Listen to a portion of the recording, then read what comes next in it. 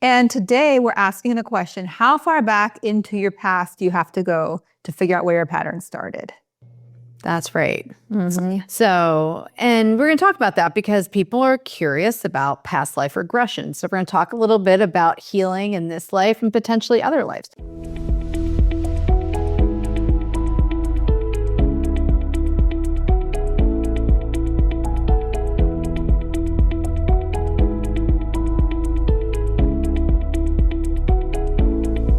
I'm Dr. Eleni Bousalis.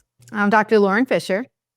And today we're asking the question, how far back into your past do you have to go to figure out where your pattern started? That's right. So, and we're going to talk about that because people are curious about past life regression. So we're going to talk a little bit about healing in this life and potentially other lives, which is why we picked the wine, The Crossings, because sometimes we cross over different realms. All right, so this is a Sauvignon Blanc from New Zealand and has 80 calories, but mostly we picked it just because of the name. So let's have a little cheers. It's Friday. I'm not going to lie, I like that it's 80 calories because I'm going to eat some cake later. Really? I'm having some cake tonight. Yeah, nice. Good for you. Why not? Let's eat the calories. Yeah, so, all right. So we're going to talk a little bit about past lives. We're not here to convince you of anything. We're just going to here to share you some information of research and other things that we've witnessed, seen, heard, in our own clinical experiences as well. All right. So past lives. Okay, so I stumbled upon this in 2008. I did a podcast on this in Why Does This Keep Happening to Me on that podcast? And that got a lot of interest because it's fascinating. It's 2008. I met someone that was into Brian Weiss, and he wrote this book called Many Lives, Many Masters. And I read this book in one sitting. And it was fascinating because Dr. Weiss went to he went to Yale Medical School. He went to Columbia for undergrad. He is the clinical director of in Miami. What's the university in Miami that he's a clinical director of? Mount Sinai Medical Center in Miami. So he's really an intelligent, well-educated man. And, that's what we like. We like when we're talking about these things. We don't want to get fallen into woo-woo. And, we want to have some scientific evidence to back up what we're saying. And so I read this book. I went to one of his retreats. And long story short, out of 125 people, I was one of the ones he hypnotized. And I recalled several past lives. And it was really helpful for me. And so we talk about this often because we do hypnosis here. And we talk about how to break patterns, how to get into your subconscious. So we're going to unpack this today. Yeah. And I think that, correct me if I'm wrong, but Brian Weiss stumbled upon it. Like he said, he was agnostic and he just happened to be doing hypnotherapy and someone regressed to a past life. And that's where he got very curious and started doing studies and things. So one thing I'd always known or learned about probably when I had my spiritual awakening, I started to become more aware of just things and different options, if you will, and start to hear more stories about consciousness, near-death experience and past lives. So that led to learning about UVA's research and found out that UVA has been, their Division of Perceptual Studies have been studying children for the last 50 years who report past life experiences. So children are more likely to report and have memories of things in the age 2 to 5. Now they don't regress children, but what they do is that they take these facts and experiences and they study them and they try to validate them from the past life. So, one pretty famous study or case individual was this little guy named James. And in 2000, he was about 2 and he started just talking about the war. So he started reenacting these scenes of planes crashing. And they were like, that's weird. And almost hitting the table nonstop. And that's kind of the play you would see in trauma, reenactment from a child. But his parents he has no He has no trauma history.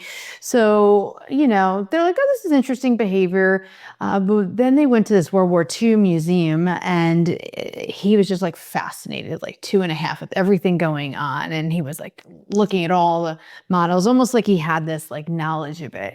And then later on, he started being more specific. He's like, I was on a Corsair plane, and it was, in this, off of this, what do they call them? Where the, Karma? yeah, the cockpit? fleet carriers where they're flying off of. He's like, World War II. And so people were like, I bet he saw that in the museum. But when they went, there was no Corsair plane there. So it was very specific. He had no knowledge of that.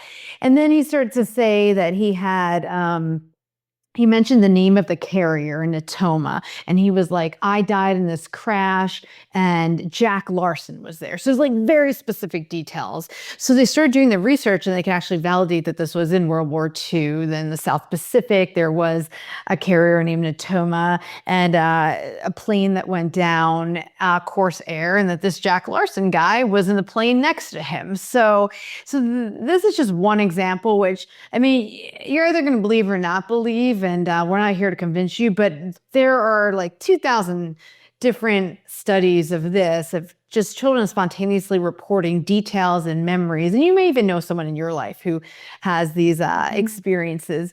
So I think, this is, when I first started getting into this, it was like, okay, maybe there is something else here, right? Yeah. And I think it's important to explain to people what regression is, because we use these words sometimes thinking everybody knows what they mean. So just to back up a minute, is that when we do hypnosis and when we say, where did your patterns start?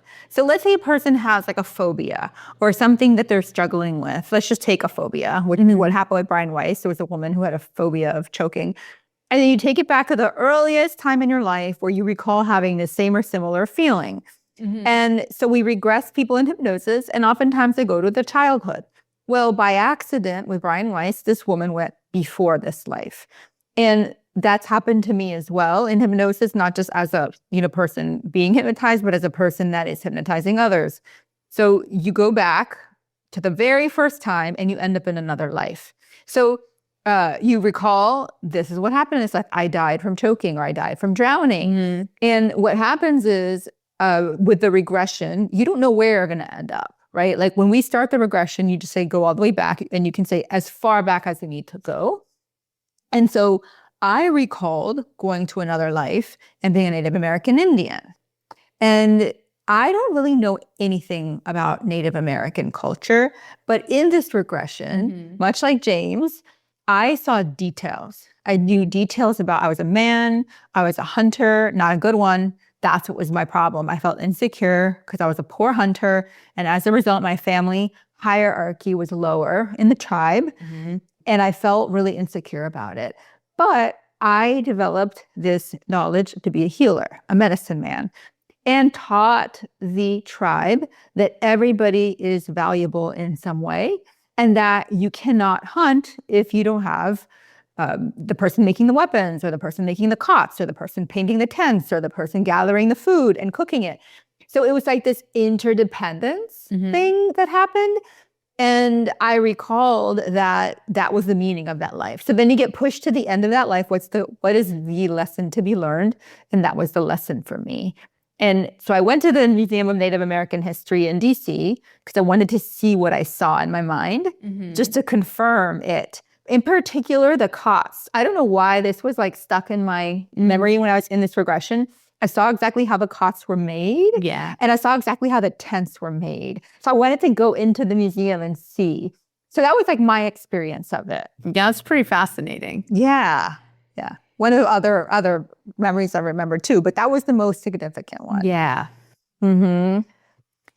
Yeah. So, I think that point of, again, not leading people to say there's a past life, but we have definitely seen that in our experience too. And, a heart of trauma therapy is often regressing to the root, right? So you're able to release the emotion, to rework the nervous system and the mindset around it. But what we find is sometimes people are like, I really there is no root that's coming up. And granted, a lot of the roots are unconscious for people. So that's why we're doing hypnotherapy, MDR, and other things to access that memory. It could be nonverbal as well.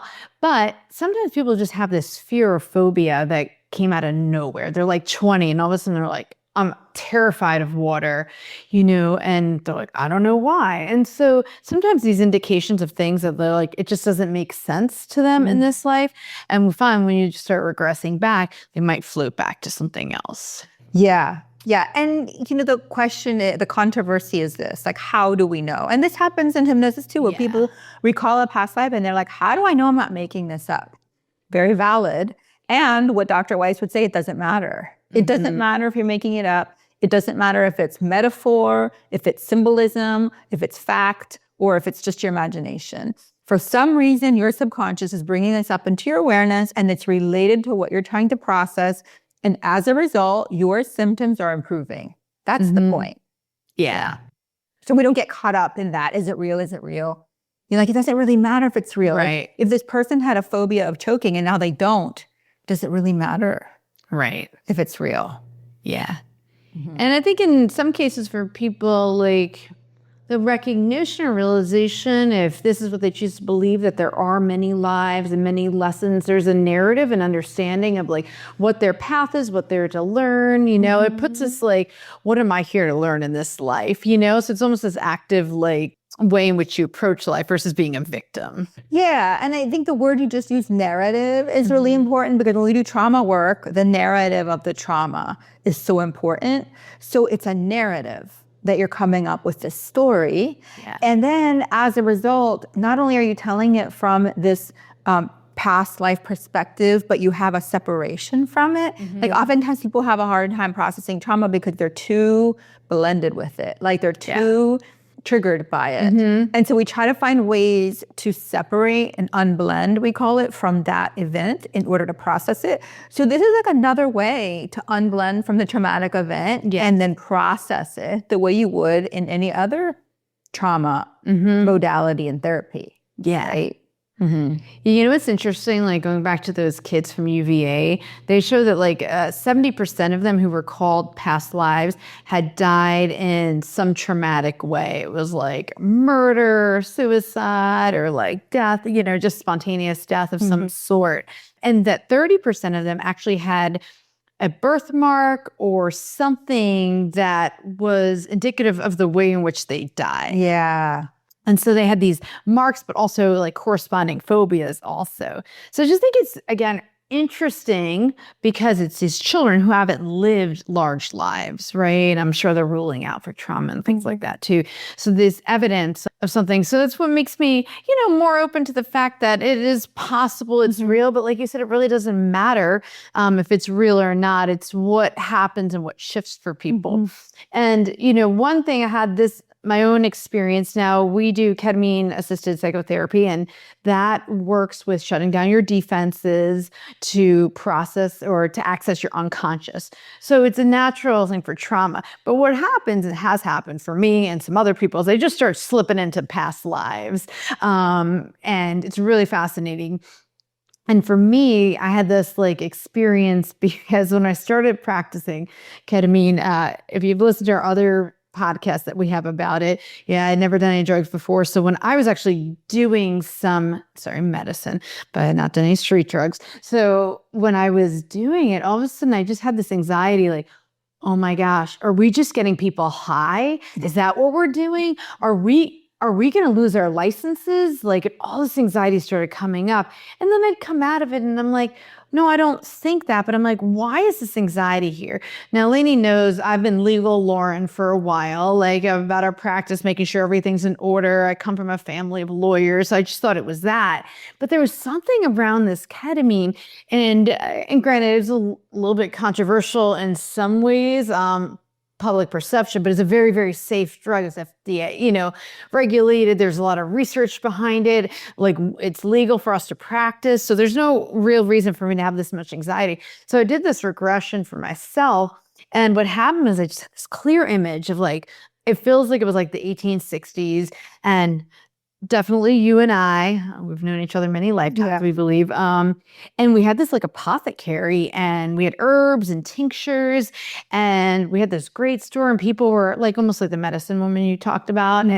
But the townsfolk were like, who are they? What kind of like woo-woo witchery stuff are they doing? They did not burn us, but they shut our business down. And I just remember feeling so like they didn't understand us, like we were doing something. And just the realization of that, and then being like, okay, but this isn't then, it's safe now. Like we're okay. Like what we're doing is supported, and it's safe, and it's research, and like no one's going to question it. Well, people might still question it, but it's not like it's sort of, no back danger. We're not in danger. Yes. Yeah. So it was interesting, but I could feel that release of the anxiety that I was carrying. And yeah. So again, did that happen? I don't know. But the resolution of the symptoms in this lifetime, pretty clear to me. And that's the point, is the emotional resolution, the insight, right? So if we're having that, does it matter? Yeah. Right? And then we use this not just to clear some of these unexplainable anxieties or somatic issues that people come up with, but also like, what about that person that right when you meet them, you feel like you've known them your whole life? Yeah. Or what about that person that right when you meet them, you feel an aversion to them? And they say, Brian Weiss says that we travel in soul families, that through lifetimes over and over again, and we kind of like balance out our karmic debt to each other. Yeah. So maybe you were kind of like a tirade in one life. Now in this life, you have to take care of others. Yeah. So you're kind of like balancing your karmic debt. That's how he sees it. So does it matter if it's real, if it's helpful? No, but that point of, that past life stuff can happen in fragments. I mean, we were just talking to someone recently who said that their wife, has full recollection of like places and beings and time. But sometimes it is just that familiarity. You're like that deja vu, like I've been here, right? Or I've experienced this, or I know that person, I'm just on the plane. So it's like trusting some of those experiences as well. Not that you need to understand them, but I think that just to talk a little bit about this, something greater than this life, the potential is like this consciousness. The other thing that a lot of people have studied, including UVA, is near-death experiences. And, across every culture, every religion, like people of all different ages, sex, culture, everything, is that they had very similar experiences during near-death experiences, like one in which they floated above the body, could see what was happening, that they would have this experience of seeing a tunnel or light, this indescribable feeling of peace and connection. Many had what was called a life review, that a being or something was showing them entire life from start to finish, that particular life. And then this like not wanting to come back either, that the other side, if you will, this consciousness, was so great and so wonderful, but also this feeling of that it was familiar to them also. And so a lot of people, because of those experiences, like start to believe that there's this higher consciousness, right? That we're consciousness that come together. We come in a physical form, and then we leave. The physical form ends, but the consciousness goes on. And that would have been way harder for me to wrap my head around back in the day, but doing the psychedelic work has been interesting, because back to our wine about the crossing, I knew that it would do inward work, but at some point when your ego dissolves, like it's almost this thin veil between now and like this present time and consciousness. And when you're in that realm, right, there's no time, there's no place, there's no depth. Like it's like infinite, and it's just a feeling of love and connection. And I don't know if you've experienced, like when I've been there, I'm just like, oh, I know this. Like this is where I've come from. And I have seen like all these ancestors, like, oh, like, you know, like just these black figures. But I was like, oh, look at all these people. Like they're ancient beings, but I know them, you know? And I know this may sound far off, like kind of far off, but if you practice psychedelics, a lot of people have had psycho-spiritual experiences of the same. And so, and when you're in that realm, like all you want to do is come back and bring that love with you and, you know, the healing. And I think that's important, maybe to have those experiences, because part of our work here is to help people heal, right? Yeah. And you know, if there's any resistance, there's oftentimes people have this resistance to this topic or this concept. But I say you don't know what you don't know. You just you don't know.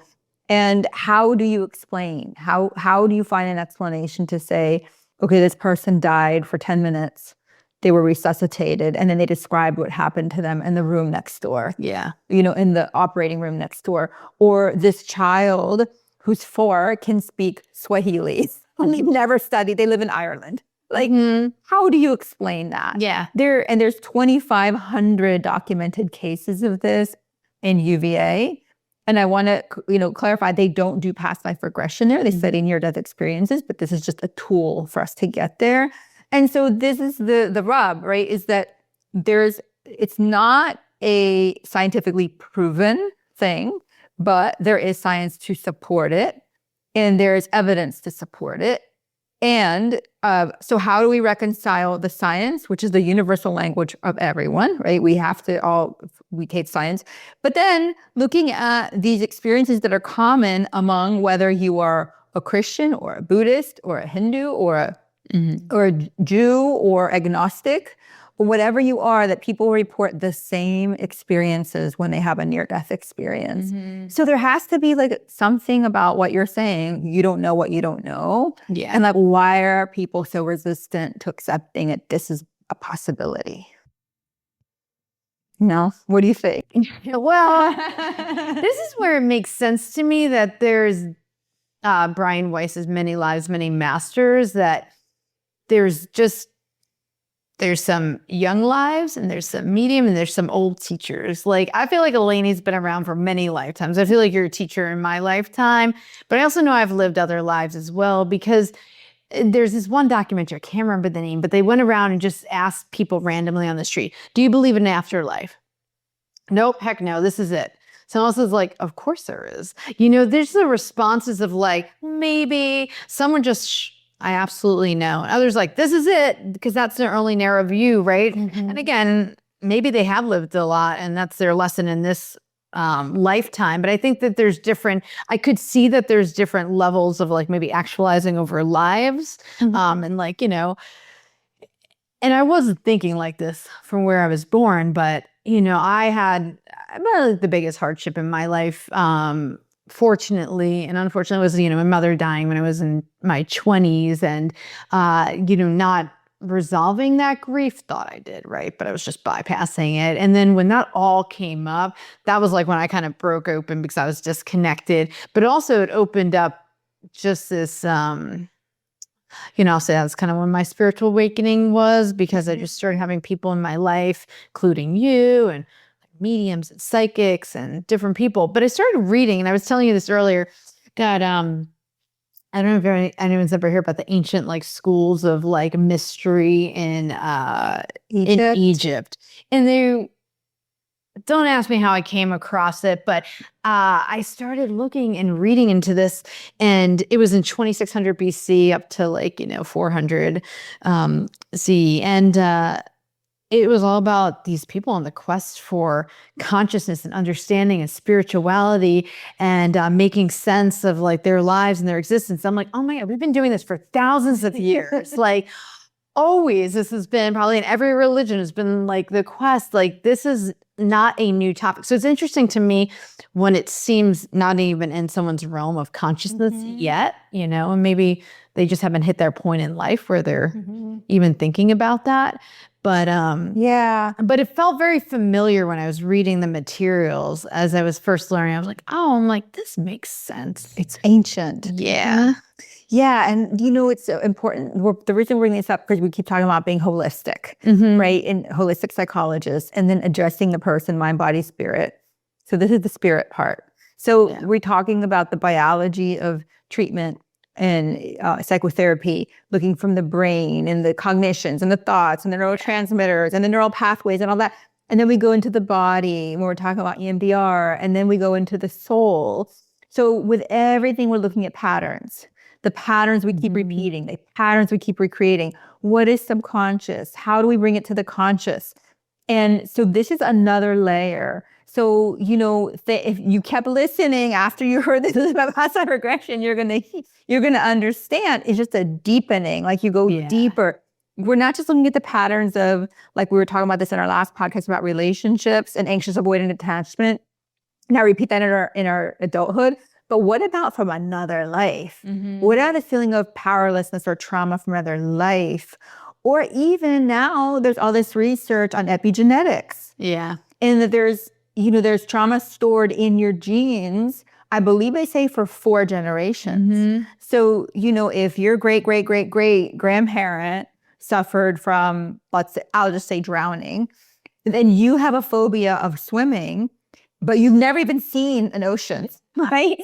That is a possibility. That could be stored in your genes, even if you've never had that exposure to trauma. So it's like, how can we get you to understand all of the things that are subconscious, spiritual, energetic in your DNA, in the collective that you're picking up on and carrying? I think it just starts with curiosity and openness. I always go back to what we say, we don't know what we don't know, So when we have an open mind, and I know this is why past life regression can be controversial, because when you are in a hypnotic state, you're suggestible. And I think you do a good job. And I mean, I don't specifically call for people to come in for that. It just happens. But, if people want to explore, you're just like, let's just go back and see what happens. But other people might be guiding and influencing. So I think that's one of the criticisms of what could happen. That you could insert memories. Yeah.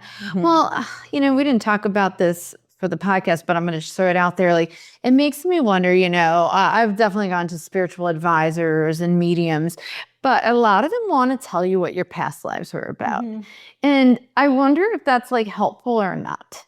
That's true. Because I had a friend who was like, they were like, in every life, you've had trouble finding a partner, And so then they're like, oh, this is what I'm cursed with, And so I do worry about like that potential planting of the seed, unless that, again, I guess it's all in the eye of the beholder. If that's like, oh, this is why I've been having trouble, and now this is for me to figure out in this life. I guess it's the meaning they make of it, but I don't know. What's your thoughts on that? Yeah, like, is it helpful? Yeah. Like so this psychic I saw recently, and then she told me that I was like a hermit, like I was in a monastery, a monk, and I was like really into just learning about knowledge and teaching and being and praying and meditating.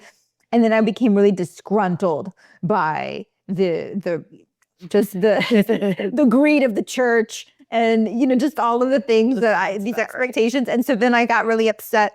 But she said that I've done this many lives, and that in this life, my challenge is to connect on a heart level, not on an intellectual level.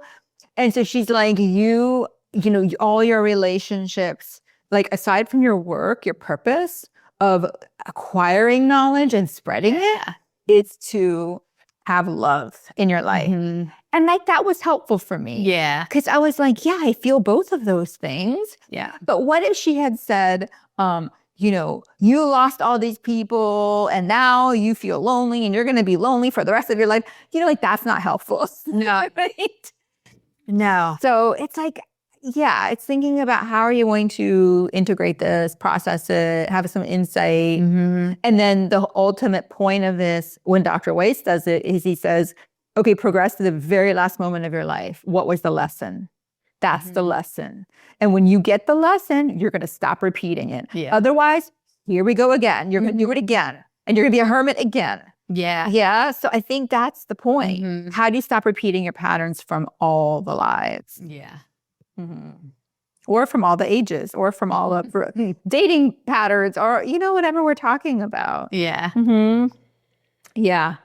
Have you had any other past lives come up? Well, as soon as you're thinking, you know, they said, they as in my parents, that like I shot out of the womb.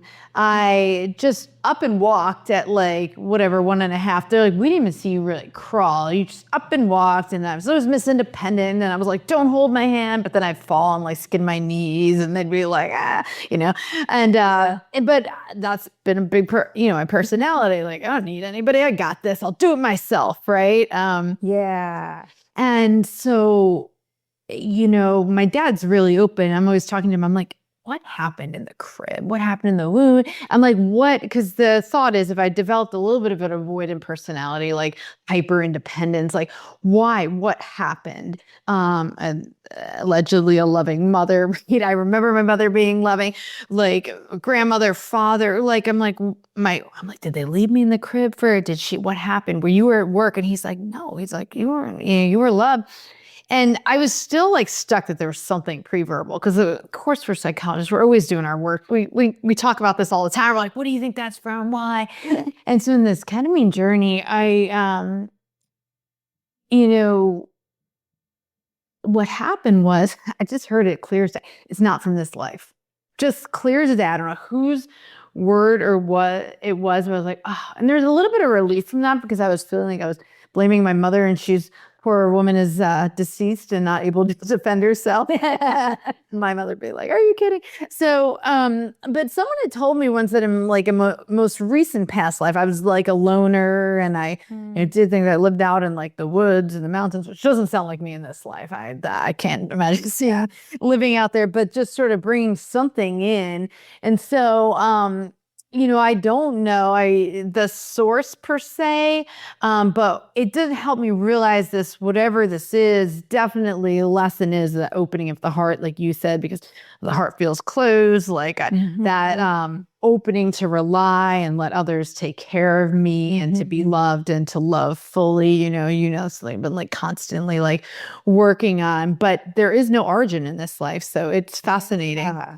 They did tell me too, someone told me in the 1700s, I was a gregarious male that owned a playhouse. I'm like, well, that sounds right. There's a little bit of me that's like gesticulator. I thought it was the New Yorker in me, but I'm like, yes, the entertainer, running events and stuff. Yeah, like I always call you the mayor. Yeah. But you're like, no. But yeah, you can be that. Yeah. And then like someone else told me that they were like, hey, in this one life, I was really good to the priests and that they protect me in this life. So I'm like, great. I'm like, any protection I'll take, you know? So there wasn't anything harmful, but it's been interesting just to ponder. Yeah. So one of my lines I remember with Brian Weiss was I was this Victorian, like really wealthy woman. And I remember I was so constricted. Like I think I was wearing a corset and I could barely breathe. And then I had like a choker. Yeah. And then I had a wig.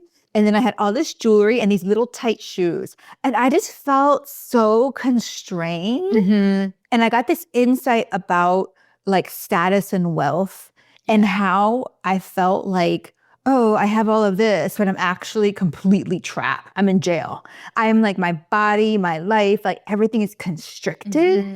And so it kind of gave me some insight about just in this life, my beliefs about money and my beliefs about power, my beliefs about how to behave in society, and how right now, like in this life, I'm so like I'm just like, do what you want, who cares? I wear what you want, like who gives a shit? You know, like take off the wig, throw off the hood shoes. Yeah. I just don't care. But it's almost like a violent, I don't care. Like, don't make me do that, you know? So like there was that. And then the other life I remembered was being in a civil rights movement. And I'm not sure, but I think I might have been African-American because I was in the African-American Museum of the History Museum in DC. And, you know, I'm going through this, if anybody who's been there, it's kind of like circular. You start at the bottom with how slavery began, and then you go up, up, up through the history of time until you get to the top. And I was like moving along, and you know, there's a lot of images that are very traumatic to see and awful. And as soon as I get into the civil rights section with like the fire hose and all of that stuff, like right now, I just feel myself even feeling it as I'm talking about it. I just fall apart. Like I was in the corner in the museum, like crying, like sobbing uncontrollably, like hyperventilating. Yeah. And my kids and my husband are like, what is wrong with you? I'm like, it's just too much. Yeah. And anytime any footage I see of that, like, if I'm at a concert and they show footage like that, it just immediately takes over my body. And I was born in 1975, so I didn't see that and live through that. Yeah. But it feels so familiar, and I know all the songs, like word for word, that were in the 60s. Like, I would listen to all that music in high school, and all my friends were like, why are you listening to this stuff? But it was just this familiarity. Like, I know this music. Like, I know this time. Yeah. So I don't know. I don't know what is that, right? I don't know. It certainly is interesting. Yeah. The lessons from that life, right? About justice and doing the right thing and equality. And, if you think about it, that's what my Native American life was, is like that we're all equal. It doesn't matter if you're the hunter at the top of the heap or if you're the one making the weapon, right? Like you can't live without each other. Right. You need each other. Isn't that interesting? Just knowing where we are today in our society as well. I know. We need each other. We all do. Yeah. And I think, I know you and I feel that's like a bigger part of our purpose is like collective healing. Yeah. So what do people do? How do we get people to do this, or if they're open to it? No? Well, I think, it's sort of like we found our information. I think if it resonates with you or you're curious, like you're probably going to find this podcast because you're already tuned in or curious. And if not, and this is new to you, you might be, let me think about that, because something's going to resonate, right? Yeah. There's something you don't understand, or there's a pattern, or there's just a curiosity. And so if that is happening for people and who would you recommend that they go see? So I always recommend to people, if you're interested in this, look for a person who's a psychologist or licensed professional counselor, someone who has a degree in psychology or in counseling and training in hypnosis. Because there are what's called a hypnotist, who they can go like on a weekend and learn how to do hypnosis, and they just learn how to be a hypnotist. And then there's a hypnotherapist, which is a therapist who learns hypnosis. So this is a tool in our toolbox.